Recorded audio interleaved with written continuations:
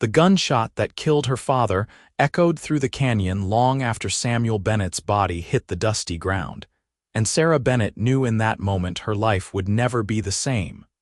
The year was 1876, and the Arizona Territory was as unforgiving as the men who tried to tame it. Sarah stood over her father's grave 3 days later, her black dress collecting dust in the hot wind that swept through the small settlement of Copper Ridge. She was 22 years old, alone in the world, and the proud owner of a failing cattle ranch that came with debts she had not known existed until the lawyer read her father's will.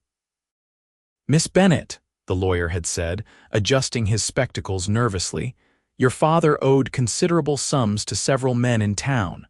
The largest debt is to a man named Jacob Hartley, $5,000 to be exact. $5,000 might as well have been $5 million. Sarah had looked at the ranch's account books and seen the truth written in her father's careful hand. They had barely enough to make it through the next 2 months, let alone pay back a fortune. Now, standing in the ranch house her father had built with his own hands, Sarah tried to form a plan. The cattle numbered less than 100 head, the fences needed mending, and the well was running low. She had grown up on this land, knew how to rope and ride as well as any man, but running a ranch alone was different from helping her father run it. A knock at the door made her jump. Through the window, she saw a tall figure silhouetted against the setting sun. Sarah smoothed her dress and opened the door, finding herself face to face with a man she had never seen before. He was perhaps 26 or 27, with dark hair that touched his collar and eyes the color of storm clouds. He held his hat in his hands, and his worn leather vest and dusty boots marked him as a working cowboy. There was something in his face that caught her attention, a quiet strength mixed with what looked like genuine regret. "Miss Bennett." His voice was deep, roughened by years of shouting over wind and cattle. "I am she." Sarah kept her hand on the door, ready to close it if needed. "My name is Cole Brennan. I need to speak with you about your father." Sarah's throat tightened. "If you are here to collect a debt, you will have to wait in line like everyone else." "No, ma'am." Cole shifted his weight, clearly uncomfortable. "I am here because your father died saving my life." The words hung in the air between them. Sarah felt her knees weaken and she gripped the doorframe. "What did you say?" "May I come in?" This is not a conversation for a doorstep. Against her better judgment, Sarah stepped aside. Cole entered the modest ranch house, his presence somehow making the room feel smaller. He did not sit until she gestured to a chair, and even then he perched on the edge as if ready to bolt. "Tell me what happened," Sarah said, sitting across from him. "The sheriff said it was a robbery gone wrong." Cole's jaw tightened. "The sheriff was not there, I was." He met her eyes and she saw pain in them. "I had been gambling at the Silver Dollar Saloon. I won a considerable pot, enough to finally buy the small spread I had been saving for. But I made the mistake of celebrating too loudly, and 3 men followed me out into the alley." He paused, turning his hat in his hands. "They had guns drawn, and I had foolishly left mine at my boarding house. I thought I was a dead man. Then your father came out of the general store across the street. He saw what was happening and shouted at them to stop." Sarah felt tears burning behind her eyes but refused to let them fall. "And they shot him. They turned their guns on him. He drew on them, got one shot off that winged one of the men, but there were 3 of them." Cole's voice dropped. "I rushed the nearest one while they were distracted, got his gun away from him. By the time I got control of the situation, your father was on the ground. He died before the doctor could come." "Why are you telling me this?" Sarah's voice came out harder than she intended. "Do you want absolution, forgiveness?" "No, ma'am, I want to pay my debt." Cole looked directly at her. "Your father died because of me, because he was the kind of man who could not stand by and watch another man be killed. I owe him a debt I can never truly repay, but I aim to try." Sarah stood, pacing to the window. Outside, the land stretched away in shades of gold and amber as the sun sank lower. "I do not need your guilt, Mr. Brennan. What I need is $5,000 to pay Jacob Hartley, money to keep this ranch running, and about 3 good ranch hands to help me manage it all." "I know about Hartley's debt," Cole said quietly. "I asked around town after the funeral." "I also know you are facing losing this place." Sarah whirled to face him. "Then you know there is nothing you can do to help me.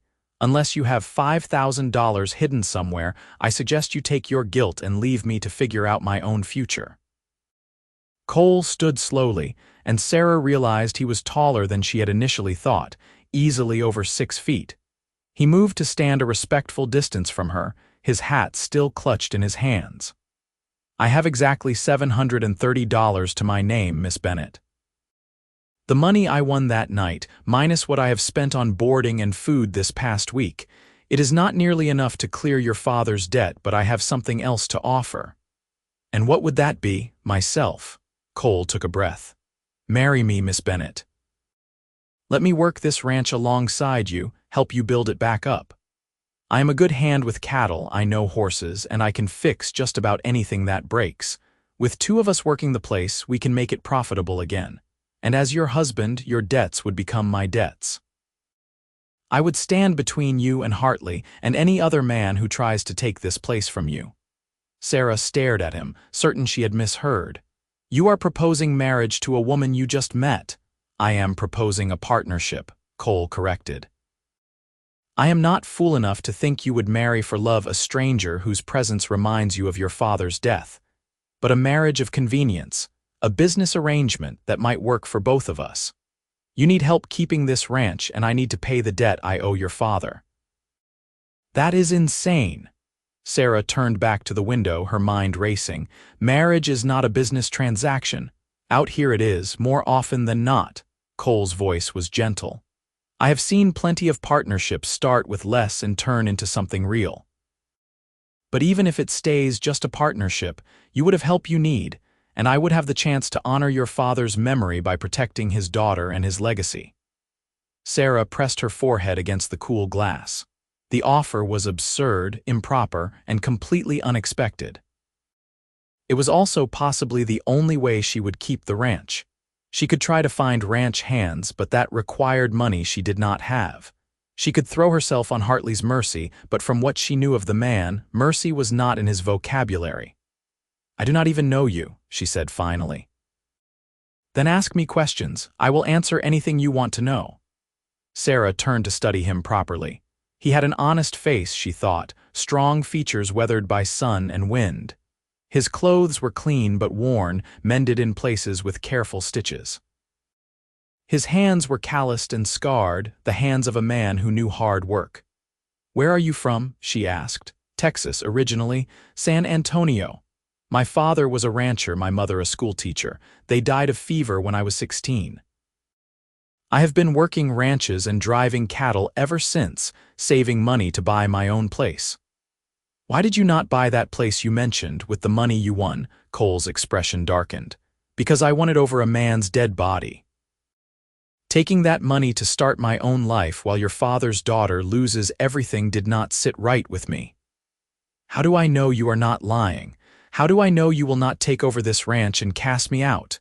"You do not know," Cole admitted. "Just as I do not know if you might decide in 6 months to take my money and leave me here to run this place alone. We would be taking a chance on each other, Miss Bennett, but sometimes chances are all we have." Sarah moved to the desk where her father's account books lay open. She ran her fingers over his handwriting, remembering how he used to sit here every evening, carefully recording the day's expenses and earnings. He had been a good man, an honest man, and he had died trying to save a stranger. Would he want her to accept this offer? Or would he be horrified at the idea of his daughter entering into a marriage of convenience with a drifting cowboy? But then, what were her alternatives? She could sell the ranch, but the debts would eat up most of the sale price, leaving her with barely enough to survive on. She could try to fight Hartley in court, but lawyers cost money she did not have, or she could accept Cole Brennan's offer and at least have a fighting chance to keep her home. "If I agreed to this," she said slowly, not looking at him, "there would be conditions. Name them." We would have separate rooms. This would be a business arrangement, nothing more. Agreed. I would maintain control of the ranch's finances. I know these books, I know this land. I would not be shut out of decisions. I would expect nothing less. This would be a partnership, Miss Bennett. Equal say in everything. And if it does not work, if we find we cannot stand each other, we would dissolve the marriage and split whatever we have built. Cole was quiet for a moment. I can agree to that, though I would ask that we give it a fair try at least a year before making any decisions about dissolving things. Sarah finally turned to face him. Why are you really doing this, Mr. Brennan? The truth. Cole met her gaze steadily. Because watching your father die is something I will carry with me for the rest of my life. Because I have been alone and drifting for 10 years and I am tired of it. And because when I asked around town about you, everyone said the same thing, that you are tough, fair, and you love this land. Those are qualities I respect. I figure if I have to be bound to someone, it might as well be someone I can respect. It was perhaps the most honest thing anyone had ever said to her. Sarah took a deep breath, feeling as if she stood on the edge of a cliff, about to jump into unknown waters. We would need to speak to Reverend Thomas, she said, and I would want it done quickly before I lose my nerve or Hartley comes calling. Cole's expression did not change, but something flickered in his eyes that might have been relief. We could speak to him tomorrow morning. Fine. Sarah clasped her hands together to keep them from shaking. But I want you to know, Mr. Brennan, that if you betray my trust, if you try to take this ranch from me or mistreat me in any way, I am an excellent shot and I will not hesitate to defend myself. A slight smile touched Cole's lips. I would expect nothing less from Samuel Bennett's daughter, and Miss Bennett, you can call me Cole. Then you should call me Sarah. She moved to the door, opening it. You should return to your boarding house for tonight, come back at dawn tomorrow, and we will ride into town together. Cole settled his hat on his head and stepped out onto the porch. He paused, looking back at her. Thank you, Sarah. I know this is not what you envisioned for your life. No, she agreed quietly, but then I never envisioned burying my father at 22 either. We adapt to the hands we are dealt, Mr. Brennan. Cole, he reminded her gently. Cole, she repeated and closed the door. Sarah leaned against the door once he was gone, her heart pounding. What had she just agreed to? Marriage to a stranger, a man she had met less than an hour ago. It went against everything proper, everything she had been raised to believe about courtship and love. But this was the Arizona Territory in 1876, and propriety was a luxury she could no longer afford. That night, Sarah barely slept. She lay in her narrow bed, listening to the wind whistle around the eaves, and tried to imagine what her life would be like married to Cole Brennan. Would he be kind? Would he keep his word about making this a partnership? Or would he slowly take control, pushing her to the sidelines the way she had seen so many husbands do to their wives? She thought about her father, about the kind of man he had been. He had taught her to rope and ride, to read and figure, to think for herself and stand her ground. He had never treated her as lesser simply because she was a woman. Would he approve of what she was about to do? Sarah liked to think he would understand. He had been a practical man, and this was a practical solution. When dawn broke, painting the sky in shades of pink and gold, Sarah rose and dressed carefully. She chose her best dress, a deep blue calico that her father had bought her for her last birthday. She braided her long brown hair and pinned it up, then studied herself in the small mirror above her washstand. She looked tired, she thought, dark circles under her hazel eyes from the sleepless night. But she also looked determined, her jaw set in a way that reminded her of her father. "Well, Papa," she whispered to the empty room, "I hope I am doing the right thing." The sound of hoofbeats outside brought her to the window. Cole sat astride a handsome bay gelding, leading a second horse, a pretty sorrel mare. He had cleaned up, she noticed, his hair still damp and combed back, his face freshly shaved. He wore what must be his best clothes, a clean white shirt under his vest and pants that were worn but mended. Sarah grabbed her shawl and went outside. The morning air was cool, a brief respite before the day's heat set in. Cole dismounted as she approached, holding the reins of both horses. "Morning," he said. "I borrowed the mare from the livery, figured you would need a horse to ride." "We have horses," Sarah said, gesturing to the small corral where 3 horses stood watching them. "I know, but I thought you might want to save them for ranch work. Consider this a wedding gift, I suppose. I paid the livery owner for her fair and square." Sarah moved to the mare, stroking her soft nose. The horse nickered gently, and Sarah felt something in her chest loosen slightly. It was a thoughtful gesture, one Cole had not needed to make. "She is lovely," Sarah said softly. "Thank you, you are welcome." Cole held out his hand to help her mount, and after a moment's hesitation, Sarah took it. His hand was rough, warm, and steady. He boosted her into the saddle with easy strength, and Sarah arranged her skirts while trying to ignore the strange flutter in her stomach. She was not some silly girl getting moony over a handsome face, she told herself firmly. This was a business arrangement, nothing more. The ride into Copper Ridge took about 30 minutes. The town was small, just a main street with a general store, saloon, hotel, livery, and a few other businesses. The church sat at the far end, a simple white building with a modest steeple. They rode in silence, and Sarah found herself stealing glances at Cole. He sat his horse well, moving with the easy grace of a man who had spent most of his life in the saddle. His expression was thoughtful, almost solemn, and she wondered what he was thinking. "Having second thoughts?" she asked finally. Cole glanced at her, surprised. "Should I be?" "I imagine most men would, when faced with marrying a woman they do not know and taking on her considerable debts. Most men did not watch that woman's father die saving their life," Cole replied. "No, Sarah, I am not having second thoughts. Are you?" Sarah considered the question honestly. "I am terrified," she admitted. "But no, I am not having second thoughts. Terrified or not, this is the best option I have." "That is a ringing endorsement," Cole said dryly, and Sarah found herself smiling despite everything. "What did you expect? Poetry about love at first sight? Fair enough." There was amusement in his voice now. "Though for what it is worth, I think we might get along just fine, you and I." They reached the church and tied their horses to the hitching post. Reverend Thomas was inside, arranging him books in the pews. He was a portly man in his 50s with kind eyes and a gentle manner. "Sarah, my dear," he said, coming forward to take her hands. "How are you managing? I have been meaning to ride out to check on you. Actually, Reverend, that is why we are here." Sarah gestured to Cole. "This is Cole Brennan. We would like you to marry us." Reverend Thomas's eyebrows rose so high they nearly disappeared into his receding hairline. "Marry you? But Sarah, your father has only been gone a week.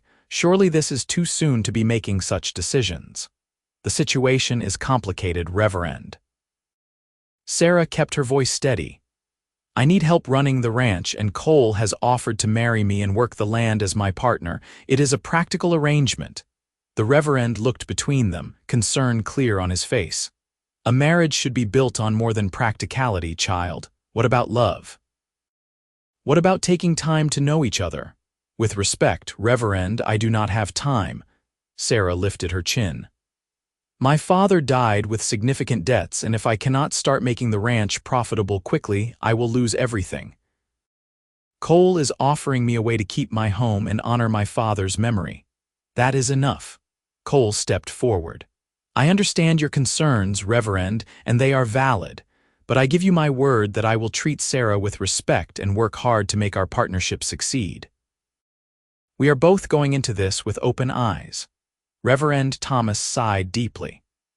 "I have seen many marriages of convenience out here, and some have worked beautifully while others have been disasters. Very well, I will marry you, but only if you are both absolutely certain this is what you want."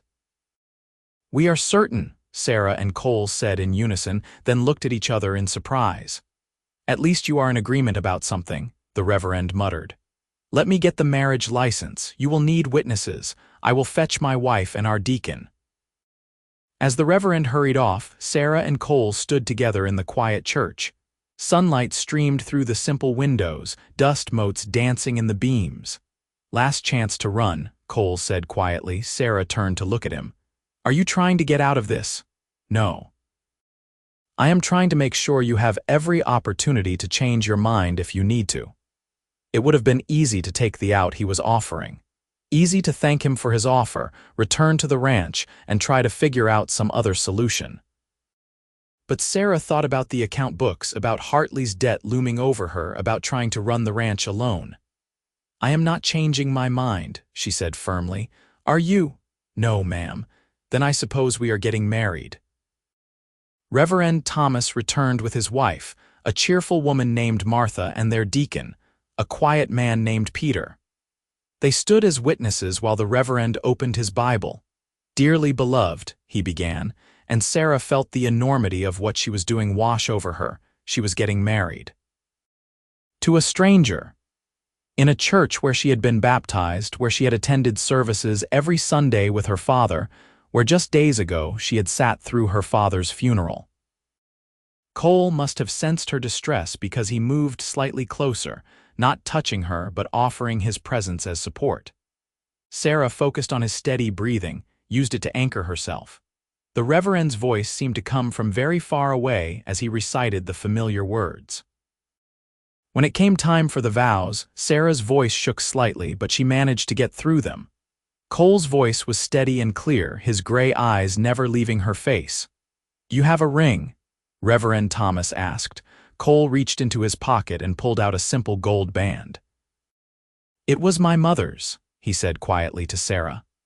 "It is the only thing of value I own. I would be honored if you would wear it." Sarah's throat tightened as Cole slipped the ring onto her finger. It was slightly too large, but the gesture touched her more than she wanted to admit. This man was giving her the only link he had to his dead mother, a stranger he was marrying out of obligation and debt. "I now pronounce you man and wife," Reverend Thomas said. "Cole, you may kiss your bride." Sarah's eyes widened. She had not thought about this part. Cole seemed equally surprised, but he leaned down slowly, giving her time to pull away if she wanted. Sarah closed her eyes as his lips brushed against hers, a brief, chaste kiss that somehow still sent heat flooding through her. When she opened her eyes, Cole was watching her with an unreadable expression. "Congratulations," Martha said warmly, embracing Sarah. "I wish you both much happiness." They signed the marriage license, and just like that, Sarah Bennett became Sarah Brennan. The whole ceremony had taken less than 20 minutes. 20 minutes to completely change the course of her life. Outside the church, reality began to set in. Sarah looked at the man who was now her husband, this stranger she had tied herself to, and felt a wave of panic. "Sarah." Cole's voice was gentle. "Are you all right?" "I just married a man I met yesterday," Sarah said, her voice slightly hysterical. "I am not sure all right is the correct description. Would it help if I pointed out that you are not the only one feeling that way?" Cole leaned against the hitching post, his expression wry. "I just married a woman who made sure to tell me she is an excellent shot and would not hesitate to defend herself. That is not exactly comforting." Despite herself, Sarah laughed. The sound surprised her, bubbling up from somewhere deep inside. "I suppose we are both taking a considerable risk." "I suppose we are." Cole straightened, offering her his hand to help her mount. "Shall we go home, Mrs. Brennan, Mrs. Brennan?" The name sounded foreign to her ears. But Sarah took his hand and let him help her into the saddle. They were halfway back to the ranch when they saw the rider approaching. Sarah recognized Jacob Hartley immediately, her stomach sinking. Hartley was a large man with a thick black beard and cold eyes. He owned the biggest cattle operation in the territory, and he was not known for his patience or kindness. "Miss Bennett," Hartley said, reining his horse to block their path. "I was just coming to see you." "It is Mrs. Brennan now," Cole said evenly. "Sarah and I were married this morning."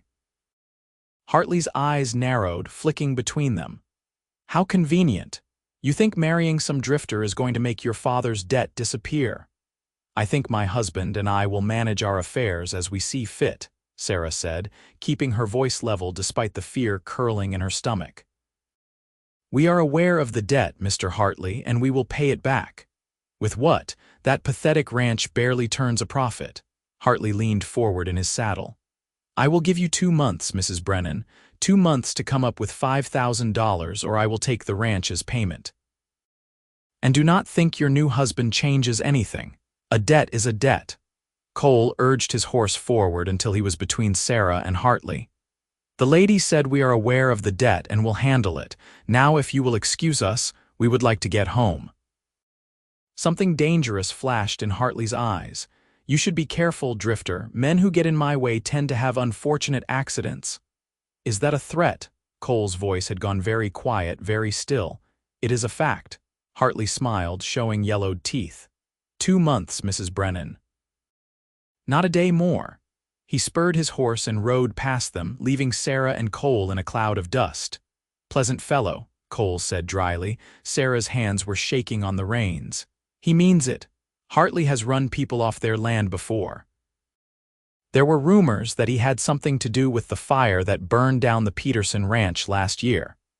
Then we had better make sure we give him no reason to come after us. Cole looked at her seriously. 2 months is not much time, but it is something. We can do this, Sarah. We have to believe that. Sarah wanted to believe him, but doubt gnawed at her. How could they possibly make $5,000 in 2 months? It seemed impossible. When they reached the ranch, Cole dismounted and helped Sarah down from her horse. His hands lingered at her waist for just a moment before he stepped back. You should show me around properly, he said. Let me see what we are working with. For the next hour, Sarah walked Cole through the ranch. She showed him the cattle, the fences that needed mending, the barn where hay was stored, the chicken coop, the vegetable garden her father had planted. Cole listened intently, asking questions, examining everything with a critical eye. The cattle are in decent shape, he said finally. But you are right about the fences. They need work before we lose animals to wandering. The barn needs some repairs too, and that well is concerning. I know. Sarah felt the weight of it all pressing down on her. My father did his best, but he was getting older and could not keep up with everything. Cole turned to face her. Sarah, I need you to understand something. I am not your father, and I am not trying to replace him. But I am your partner now, and I am going to work as hard as I can to make this place succeed. That means we need to be honest with each other about what needs to be done and how we are going to do it. What are you suggesting? I am suggesting we sit down tonight and make a real plan. We need to know exactly where we stand financially, what our resources are, and what we can do to start bringing in money quickly. It was practical, sensible, and exactly what they needed to do. Sarah nodded. All right, I will make us some supper and we can go over the books together. I can cook, Cole offered. You have had a long few days. Sarah started to protest, then stopped herself. This was supposed to be a partnership, and that meant letting him help. Thank you, that would be nice. That evening, after a simple meal of beans and cornbread that Cole prepared with surprising skill, they sat at the kitchen table with her father's account books spread between them. A single lantern cast warm light over the pages as Sarah walked Cole through everything. We have 94 head of cattle, she said, pointing to the inventory. We could sell some, but cattle prices are low right now. We would barely make enough to cover a month's expenses, let alone pay down the debt. What about horses? Cole asked. I saw you have some good stock in the corral. 3 horses. We need them for work. Cole drummed his fingers on the table, thinking, what if we caught and broke wild horses? There is always a market for good horses, especially with the army posts expanding. If we could catch and break a dozen horses in the next month, we could sell them for decent money. Sarah considered it. It is possible. There is a wild herd that runs through the canyon about 10 miles north of here, but breaking horses takes time. So we do it smart. We focus on the ones with the best temperament, the ones that will break easy and fast. And we do it together. I will catch them, you help me break them. Cole leaned forward. Sarah, I have broken horses for outfits all over Texas and New Mexico. I can teach you my methods, and together we can turn out quality animals that will bring good prices. It was the first real plan that had any hope of working. Sarah felt a small spark of hope kindle in her chest. It could work.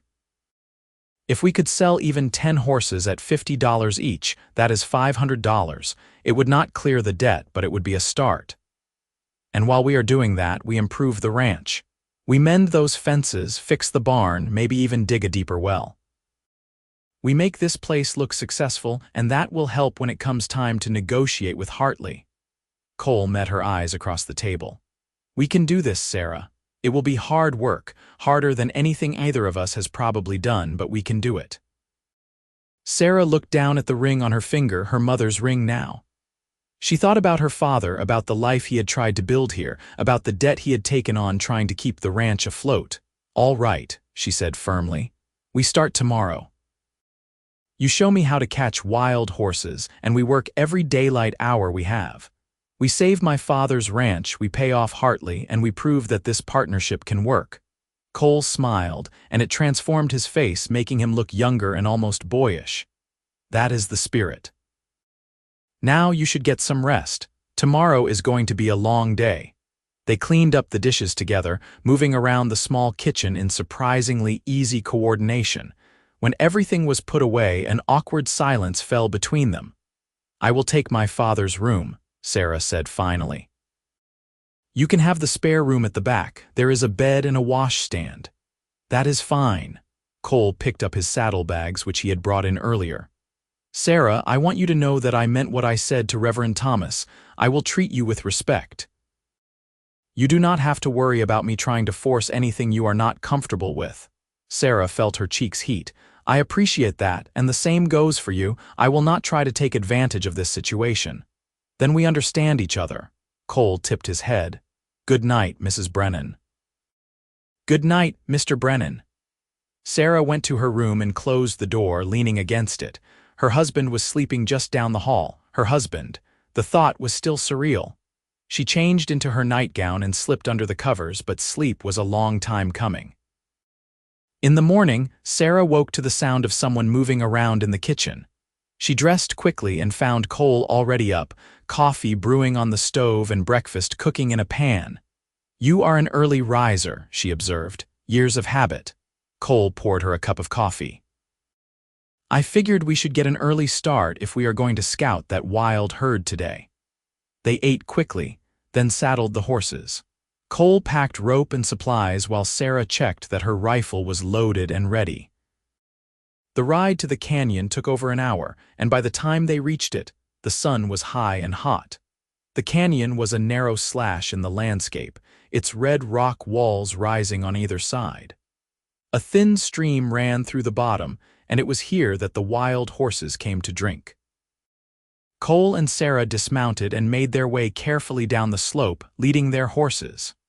There, Cole whispered, pointing. Sarah followed his gaze and saw them. About 20 horses grazed near the water, their coats gleaming in the sunlight.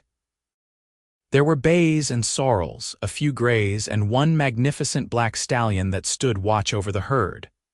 The black is the leader, Cole murmured. We will not try for him, he would be too much trouble, but those younger ones, the ones on the edges, they are our targets.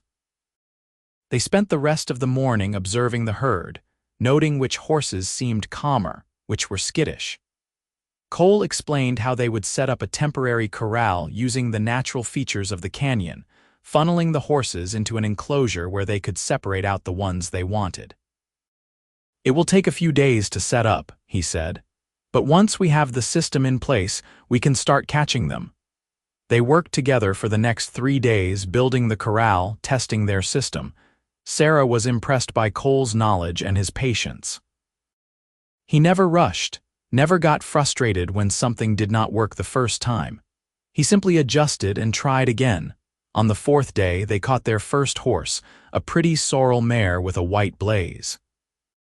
She fought the rope at first, but Cole spoke to her in a low, soothing voice, and gradually she calmed. They led her back to the ranch and put her in the small breaking corral Cole had reinforced. Now comes the real work, Cole said. Breaking a horse is not about dominating it. It is about earning its trust and teaching it that working with humans is better than fighting them. Sarah watched as Cole worked with the mare, moving slowly, letting her get used to his presence. He did not force her, did not rush. By the end of the first day, the mare was letting him touch her. By the end of the third day, she was wearing a blanket. By the end of the week, Cole had a saddle on her and was riding her around the corral. "You make it look easy," Sarah said, leaning on the fence. "It is not easy, it is patience." Cole dismounted and patted the mare's neck. "Want to try?" Sarah's eyes widened. "Me, you said this was a partnership. That means you need to know how to do everything I do." Cole led the mare over. "Come on, I will be right here." With Cole's encouragement and instruction, Sarah mounted the mare. Her heart pounded as the horse shifted under her, but Cole kept a hand on the bridle, talking to both of them in that calm voice. "Easy now. Just sit with her for a moment. Let her get used to your weight." Sarah did as instructed, and gradually she felt the mare relax. Cole led them around the corral, and then, when he was satisfied, he stepped back and let Sarah take the reins. "Now, just gentle pressure with your knees. Guide her with the reins." The mare responded beautifully, walking in smooth circles around the corral. Sarah felt a rush of exhilaration. She was riding a horse that had been wild just a week ago, a horse that she and Cole had caught and gentled together. When she finally dismounted, Cole was grinning at her. "You are a natural." "I had a good teacher." Sarah patted the mare. "We really did it. We caught and broke a wild horse." "We did, and we are going to do it again and again until we have enough to sell." Cole's expression grew serious. "Sarah, I know this is not a conventional marriage, but I want you to know that I am proud to be your partner. You work harder than most men I know, and you do not complain or give up." Sarah felt warmth spread through her chest. "Thank you, and for what it is worth, I am glad you knocked on my door that day. I think we make a good team." Something passed between them in that moment, an understanding, a connection. Sarah quickly looked away, unsure what to do with the feeling. Over the next month, they fell into a rhythm. They would rise before dawn, work on catching and breaking horses, mend fences, tend to the cattle, and work until they could barely stand. In the evenings, they would eat together, go over the account books, and plan the next day's work. Sarah found herself looking forward to these evenings. Cole was easy to talk to, intelligent and thoughtful. He told her stories about his years working ranches, about the places he had seen and the people he had met. In turn, Sarah told him about growing up on the ranch, about her mother who had died when Sarah was young, about her father's dreams for the place. "He wanted to build the finest cattle operation in the territory," she said one evening. "He used to say that with hard work and determination, anything was possible." "He sounds like he was a good man," Cole said quietly. "He was the best man I knew," Sarah's voice caught. "I miss him every single day." Cole reached across the table and covered her hand with his. "I am sorry I could not save him. I have replayed that night 1,000 times in my head, trying to think of what I could have done differently." Sarah turned her hand over, threading her fingers through his. "It was not your fault. My father made a choice, the kind of choice that defined who he was. He could not stand by and watch someone be murdered. That is who he was." They sat like that for a long moment, hands clasped across the table. When Sarah finally pulled away, her heart was racing. "We should get some rest," she said, not meeting his eyes. "Tomorrow we are going to try to catch those 2 grays we spotted." "Right, tomorrow," Cole stood, but he seemed reluctant to leave. "Sarah, yes, I am glad you took a chance on me, on this partnership." "So am I," Sarah admitted. "Good night, Cole." "Good night, Sarah."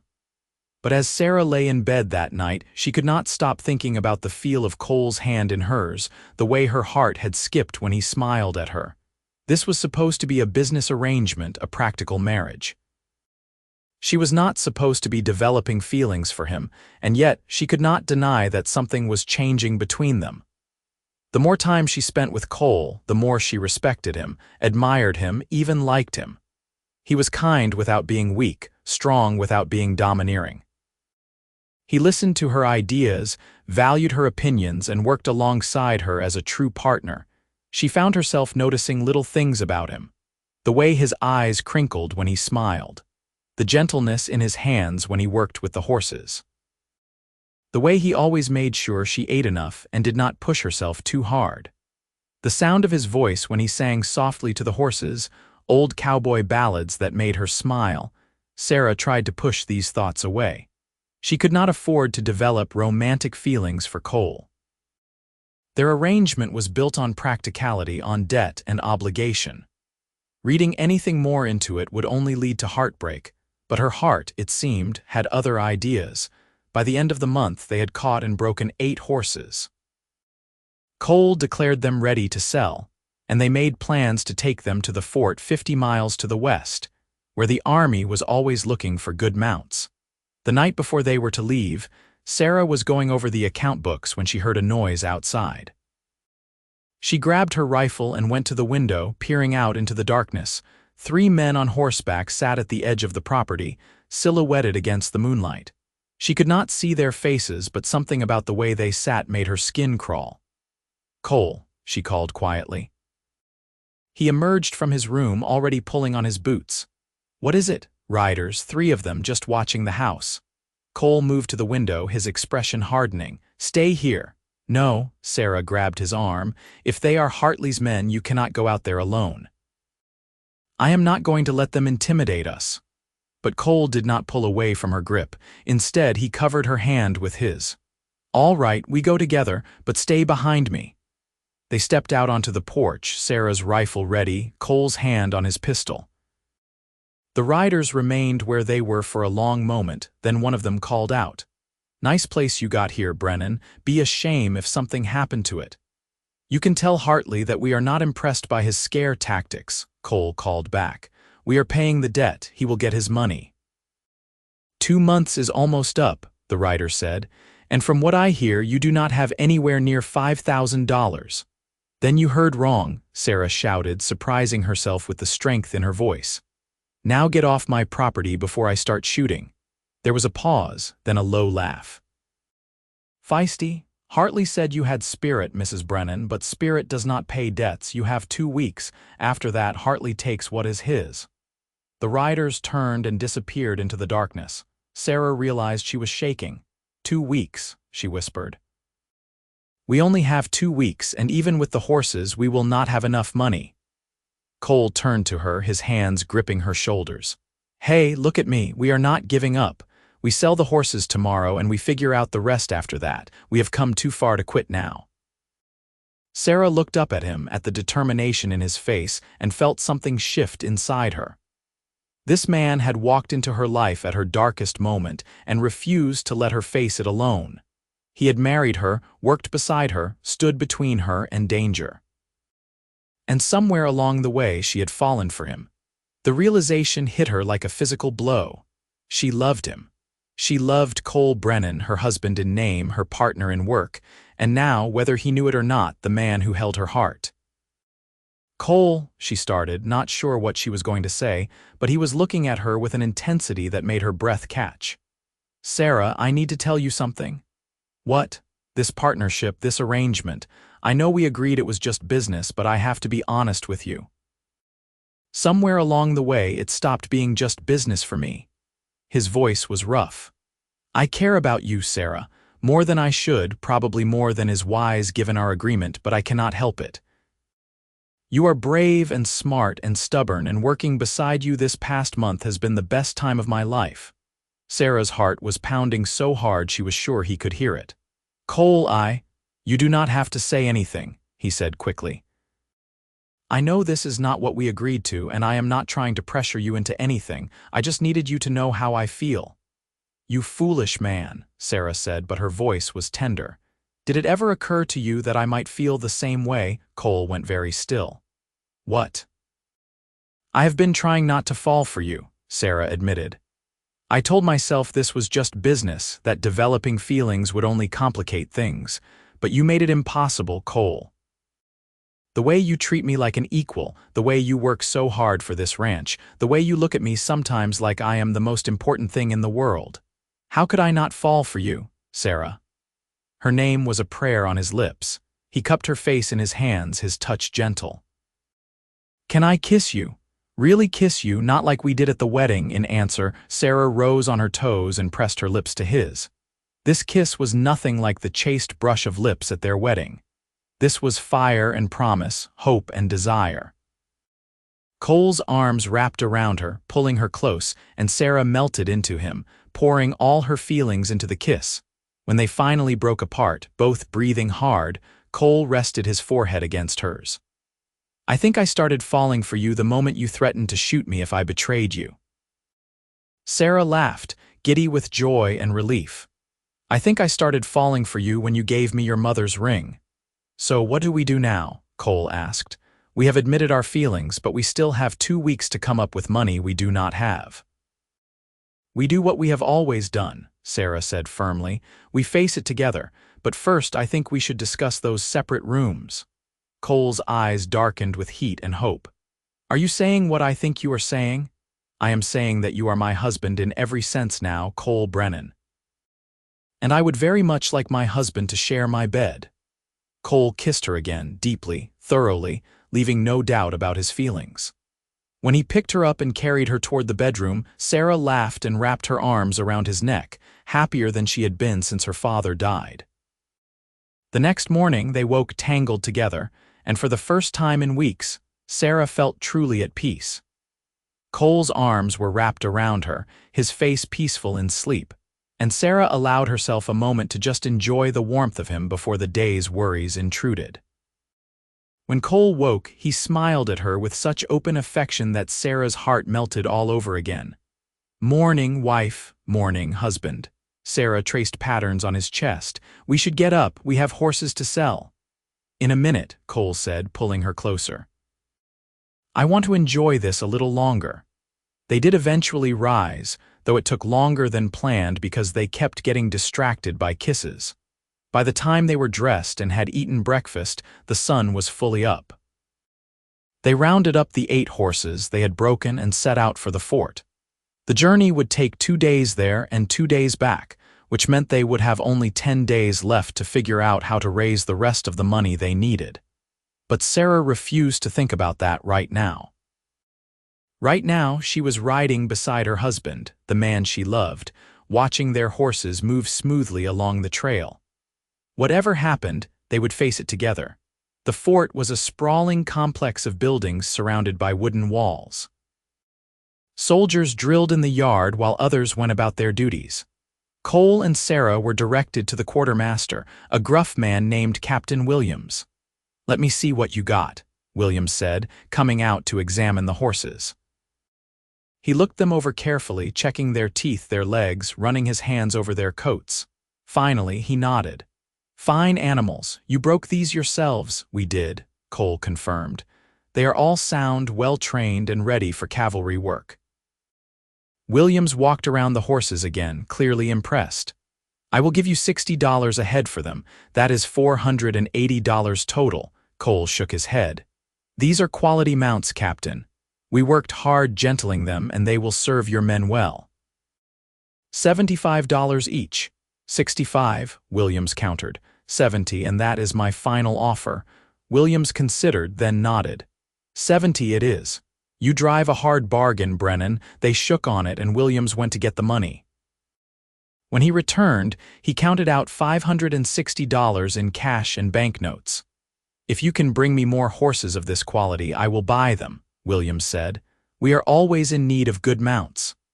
As they rode away from the fort, Sarah felt a surge of hope. $560 was more than she had dared hope for. Combined with the money Cole had originally offered and what little they had in the ranch account, they now had about $1,500. It was nowhere near $5,000, but it was something. They camped that night under the stars, and Cole built a small fire while Sarah laid out their bedrolls. After they had eaten, they sat together, Sarah leaning against Cole's chest while he wrapped his arms around her. "We have $1,500, Sarah said quietly. "We are still short $3,500. How are we going to raise that in 10 days? We could try to catch more horses," Cole suggested. "But even working day and night, we would not be able to break enough in time. We could sell some cattle, but prices are still terrible."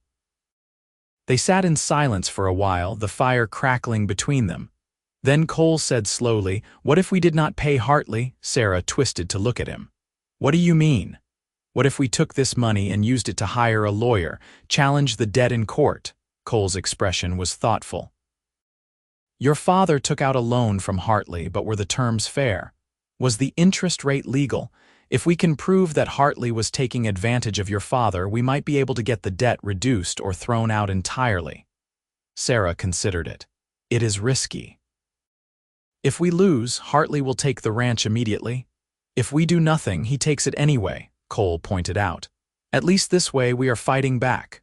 Sarah thought about her father, about the kind of man he had been. He would have fought, she knew. He would not have just handed over everything he had built without a battle. "All right," she said. "When we get back, we find a lawyer and we fight." Cole kissed the top of her head. "That is my girl." They arrived back at the ranch 2 days later to find a notice nailed to the front door. Sarah's hands shook as she pulled it down and read it. "It is from Hartley's lawyer," she said, her voice hollow. "He is taking us to court in 8 days to force the sale of the ranch to satisfy the debt. Then we beat him to it," Cole said firmly. "We file our own suit first, challenging the debt. Come on, we are going into town." They rode immediately to Copper Ridge and found the only lawyer in town, a man named Theodore Grant. Grant was young, probably not much older than Cole, with wire-rimmed glasses and an earnest manner. "Let me see the loan documents," Grant said after they had explained the situation. Sarah pulled out the papers her father had signed. Grant studied them carefully, his frown deepening. "This interest rate is usurious," he said finally. "Your father borrowed $3,000, but according to these terms, he would have had to pay back nearly $8,000 over the life of the loan. That is illegal in most territories." "Can we fight it?" Cole asked. "We can try. It will depend on the judge and whether he is sympathetic to our argument. But you should know that Jacob Hartley has a lot of influence in this territory. He has gotten away with practices like this before because people are too afraid to challenge him." "We are not afraid," Sarah said firmly. "We will take him to court and let a judge decide." Grant nodded. "All right. I will file the paperwork today, but I have to warn you, this is going to be expensive. Legal fees will run at least $500, maybe more if the case drags on." Sarah and Cole exchanged glances. That would take a significant chunk of their savings, but what choice did they have? "Do it," Cole said. "File the suit." Over the next week, the tension ratcheted up. Hartley's men were spotted watching the ranch several times. One morning, they found that someone had cut a section of fence during the night, letting several cattle wander off. It took Cole and Sarah most of the day to round them up and repair the fence. "He is trying to intimidate us," Cole said grimly as they worked. "He wants us scared enough to give up before the court date." "Then he does not know me very well," Sarah replied, hammering in another fence post with more force than necessary. The night before the court hearing, neither of them could sleep. They lay together in the darkness, hands clasped, each lost in their own thoughts. "What if we lose?" Sarah whispered. "Then we lose everything and start over somewhere else," Cole said. "But we will still have each other. That is worth something." "It is worth everything," Sarah said fiercely. She rolled over to face him. "Cole, no matter what happens tomorrow, I want you to know that these past months with you have been the happiest of my life. You came into my life when I had lost everything, and you gave me hope again. You gave me love. If we lose the ranch but keep each other, that is enough for me." Cole kissed her tenderly. "We are not going to lose. We are going to walk into that courtroom tomorrow, and we are going to fight for what is ours, together." The courthouse was packed the next morning. It seemed like half of Copper Ridge had turned out to watch the proceedings. Hartley sat at the front with his own lawyer, a slick man in an expensive suit. He smirked at Sarah and Cole as they entered.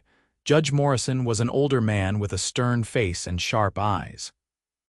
He called the court to order and asked both sides to present their cases. Hartley's lawyer went first, laying out the details of the loan, the missed payments, and the amount owed. He made Samuel Bennett sound like an irresponsible man who had borrowed money with no intention of paying it back. Sarah felt anger rising in her chest, but Cole squeezed her hand, keeping her calm. Then it was Theodore Grant's turn. He stood and addressed the court with surprising confidence for such a young lawyer. Your Honor, we are not disputing that Samuel Bennett borrowed money from Jacob Hartley. What we are disputing is the legality of the loan terms. The interest rate Mr. Hartley charged was 25% annually, compounded monthly. That is usurious and illegal under territorial law. He laid out the numbers clearly, showing how the original $3,000 loan had ballooned to $8,000. Mr. Hartley took advantage of a good man's desperation, Your Honor. Samuel Bennett needed money to keep his ranch running during a drought year, and Mr. Hartley charged him rates that would make a card shark blush. Hartley's lawyer objected loudly, but Grant was ready for him. He cited case law, precedents from other territories, and argued passionately that the loan should be nullified or at least reduced to a reasonable amount. Judge Morrison listened carefully, asking pointed questions of both sides. Finally, he called for a recess to consider his decision. The wait was agonizing. Sarah paced outside the courthouse while Cole leaned against a post, watching her with concerned eyes. "It is going to be all right," he said for the 10th time. "You do not know that," Sarah replied. "No, but I believe it. And you should too." Finally, after what felt like hours but was probably only 30 minutes, they were called back inside. Judge Morrison looked down at them from the bench. "I have reviewed the evidence and the arguments from both sides, and I am ready to render my decision." Sarah held her breath. "I find that the interest rate charged by Mr. Hartley was indeed usurious and in violation of territorial law. The original loan of $3,000 is valid, but all interest above 10% annually is hereby nullified." Sarah felt her knees go weak. Cole's arm came around her waist, holding her up. "I am therefore ordering that the debt be recalculated at the legal interest rate of 10% annually," the judge continued. "Based on my calculations, the total amount owed is $3,900, not $5,000. Mrs. Brennan, you have 6 months to pay this amount. If you fail to do so, Mr. Hartley may pursue foreclosure at that time. Your Honor, that is outrageous." Hartley's lawyer was on his feet. "My client is entitled to the full amount agreed upon in the contract." "Your client," Judge Morrison said coldly, "is entitled to what the law allows, not what he can extort from desperate men. My decision is final. Court is adjourned." He brought down his gavel with a sharp crack, and suddenly Cole was lifting Sarah off her feet, spinning her around. "We did it," he shouted. "Sarah, we did it." Theodore Grant was grinning. "That was better than I dared hope. 6 months to pay $3,900 instead of 2 weeks to pay $5,000. You have breathing room now." Sarah threw her arms around the young lawyer. Thank you so much." As they left the courthouse, Hartley blocked their path. His face was red with anger. "This is not over," he snarled. "You think you won, but all you did was buy yourself a little time. I will have that ranch one way or another." "The judge has spoken," Cole said evenly. "We suggest you accept it and move on. You should watch your back, Brennan, and your pretty little wife too. Accidents happen all the time out in the territory." Cole went very still, and Sarah felt the tension in his body. "Are you threatening us, Hartley?" "I am just stating facts." Hartley pushed past them. 6 months, that is all you have." As they rode back to the ranch, Sarah's elation gradually gave way to worry. "He meant what he said. He is going to come after us." "Let him try," Cole said grimly. "We have 6 months to not only pay off the debt, but to build this ranch up strong enough that Hartley cannot touch us. And we are going to do it." Over the next months, Sarah and Cole worked harder than they ever had. They caught and broke more horses, selling them to the fort and to passing wagon trains. They improved their fences, expanded their herd by capturing and branding stray cattle. They planted crops, improved the irrigation, and worked every daylight hour, but they also made time for each other. In the evenings, after the work was done, they would sit together on the porch, watching the sunset paint the sky in brilliant colors. They talked about everything and nothing, dreamed about the future, and grew closer with each passing day. Sarah discovered she was pregnant in the 4th month. She told Cole one evening after supper, nervous about his reaction. Cole's face went through a series of emotions: shock, fear, and then pure joy. "A baby, we are going to have a baby." "Yes," Sarah said, unable to keep from smiling at his expression. "In about 5 months, give or take." Cole pulled her into his arms, holding her carefully as if she were made of glass. "This is the best news I have ever received. We are going to be parents, Sarah."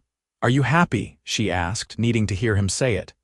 "Happy does not begin to cover it," Cole said, kissing her. "I love you, Sarah Brennan. I love you more than I thought it was possible to love anyone, and now we are going to have a child together. How could I be anything but overjoyed?" "I love you too," Sarah whispered. "So much." They made adjustments to accommodate Sarah's pregnancy. Cole took on more of the heavy work, refusing to let her lift anything too heavy or tire herself out. Sarah chafed at being treated delicately, but she also appreciated his care. Their hard work paid off. By the end of 5 months, they had saved $3,500. They needed only $400 more to pay off the debt completely. "We are going to make it," Sarah said one evening, going over the books. "We are actually going to make it." "I never doubted it," Cole said, though his smile said he had been just as worried as she was. They decided to sell the last of their broken horses and 10 head of cattle. It would leave them thin, but it would give them enough to pay Hartley and still have a small cushion for the future. The day they took the final payment to Hartley's office was one of the most satisfying of Sarah's life. She walked in with Cole by her side and counted out $3,900 on Hartley's desk. "There is your payment in full," she said coldly. "The debt is cleared." Hartley looked at the money, his jaw tight with anger. "You got lucky." "No, we worked hard," Cole corrected. "And now you have no claim on our property. I suggest you find someone else to cheat." They walked out with their heads high, and Sarah had never felt more triumphant. They rode back to the ranch, and Cole insisted on carrying her over the threshold even though they had been living there for months. "What are you doing?" Sarah laughed.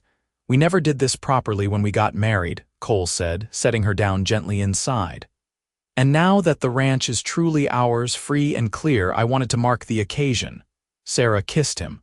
"I love you, you ridiculous man." "And I love you, my brilliant, stubborn, beautiful wife." 2 months later, on a cool October morning, Sarah gave birth to a healthy baby boy. The labor was long and difficult, but Cole was by her side the entire time, holding her hand and encouraging her. When the midwife finally placed the baby in Sarah's arms, she looked down at his tiny face and felt her heart overflow with love. "He is perfect," she whispered. "He is beautiful, just like his mother," Cole said, tears streaming down his face. He reached out to touch the baby's tiny hand, and the infant's fingers wrapped around his. "Hello, son, I am your father." "What should we name him?" Sarah asked. Cole was quiet for a moment. "I would like to name him Samuel, after your father. He brought us together in a way, and he died a hero." "I think it is a good name for a boy." Sarah felt tears spill over. "Samuel Brennan. It is perfect." Little Samuel grew quickly, a happy baby who rarely fussed. Cole was a devoted father, often walking the floor with Samuel when he was fussy, singing him old cowboy songs. Sarah would watch them together, her heart so full she thought it might burst. The ranch prospered. Word spread about the quality of the horses they trained, and they had more customers than they could handle. They hired 2 ranch hands to help with the work, young men who were hardworking and honest. One evening, when Samuel was 6 months old, Sarah and Cole sat on the porch as they often did, watching the sun set. Samuel slept peacefully in Sarah's arms. "Do you remember the day we met?"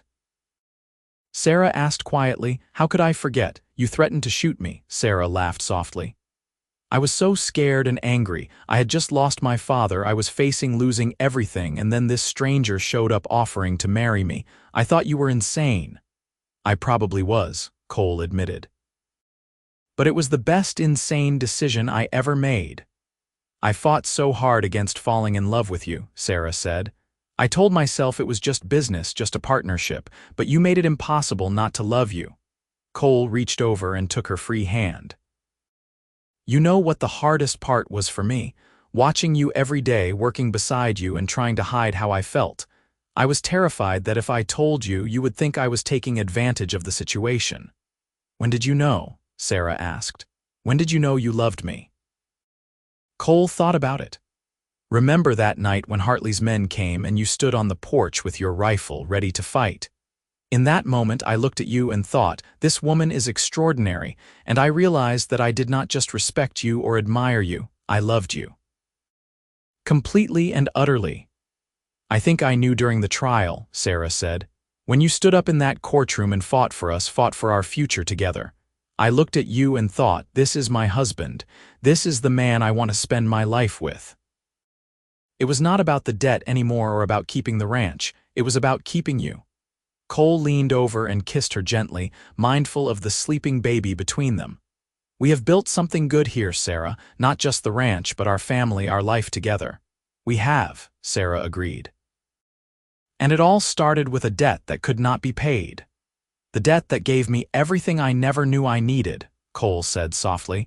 Over the next few years, their family grew. Sarah gave birth to twin girls when Samuel was 2 years old. They named them Mary and Grace, and they had their mother's hazel eyes and their father's dark hair. The ranch continued to prosper, expanding until they had one of the most successful operations in the territory. But more than the success of the ranch, what mattered most to Sarah was the love she shared with Cole. He was her partner in every sense of the word, her best friend, her lover, the father of her children. The marriage that had started as a practical arrangement had become the greatest love story Sarah could have imagined. On their 5th wedding anniversary, Cole surprised her with a gift. It was a new ring, this one sized perfectly for her finger, with a small diamond set in gold. I never forgot that my mother's ring was too big for you, he said as he slipped it on her finger, next to the original band she still wore. I have been saving for this. I wanted you to have something that was just yours, something that symbolized what you mean to me. Sarah looked at the ring, tears in her eyes. Cole, it is beautiful, but you did not need to do this. I treasure your mother's ring. I know you do. That is why I want you to wear both. My mother's ring to remind us of where we came from, and this one to celebrate where we are now. Sarah threw her arms around his neck. I love you so much. I cannot imagine my life without you. You will never have to, Cole promised. I am yours, Sarah, for as long as I live. They stood together on the porch of the ranch house Samuel Bennett had built, the ranch house where Sarah had been raised, where she had mourned her father, where she had married a stranger, and where she had built a life full of love and happiness. The sun was setting over the Arizona territory, painting the sky in shades of gold and crimson. In the distance, their cattle grazed peacefully. In the corral, horses whinnied softly. From inside the house came the sound of their children playing. This was home. This was family. This was love built on a foundation of hard work, mutual respect, and the courage to take a chance on each other. Thank you, Sarah said softly. For what? Cole asked, his arm around her waist. For knocking on my door that day. For offering me a partnership when I had nothing. For working beside me, for fighting for us, for loving me. Thank you for saying yes, Cole replied. For taking a chance on a drifting cowboy with more guilt than sense. For teaching me what it means to have a home, a family, a purpose beyond just surviving. They kissed as the sun sank below the horizon. Two people who had been brought together by tragedy and debt, who had built something beautiful out of desperation and necessity, whose practical arrangement had blossomed into a love that would last a lifetime. Years later, when Sarah was an old woman with silver in her hair and grandchildren playing at her feet, people would ask her about her marriage. They would ask how she and Cole had made it work for so long, how they had built such a successful ranch and raised such a fine family. And Sarah would smile and say, "We started with a debt that could not be paid. He offered me his hand in marriage and I took a chance on a stranger. But somewhere along the way, that stranger became my best friend, my partner, and the love of my life. We worked hard, we fought for each other, and we never gave up. That is the secret to a good marriage, to a good life.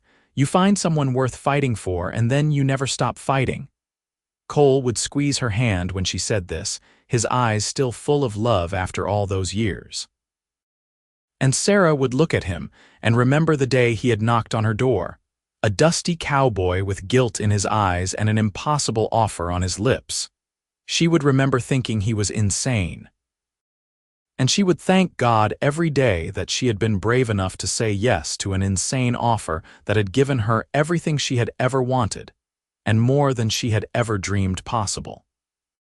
The ranch that had nearly been lost to debt became a thriving legacy, passed down to their children and then to their children's children.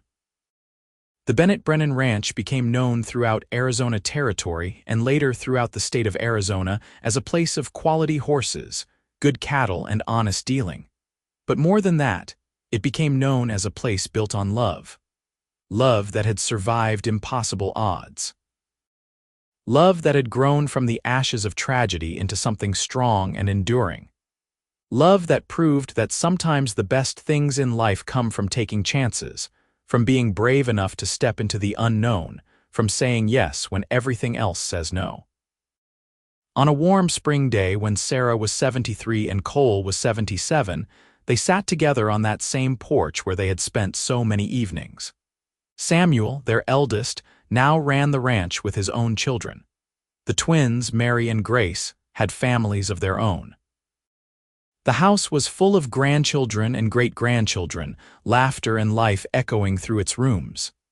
"Do you have any regrets?" Cole asked, taking Sarah's weathered hand in his own. Sarah thought about it, really thought about it. She thought about her father, about the grief she had carried, about the fear and uncertainty of those early days. She thought about the hard work, the sacrifices, the struggles they had faced. But then she thought about the life she had built with Cole. The children they had raised, the grandchildren who called them Grammy and Papaw, the legacy they were leaving behind. The thousands of mornings she had woken up beside the man she loved, the thousands of evenings spent in comfortable companionship, the lifetime of partnership and love. "Not a single one," she said firmly. "Every struggle, every hardship, every moment of fear or doubt, it all led me here.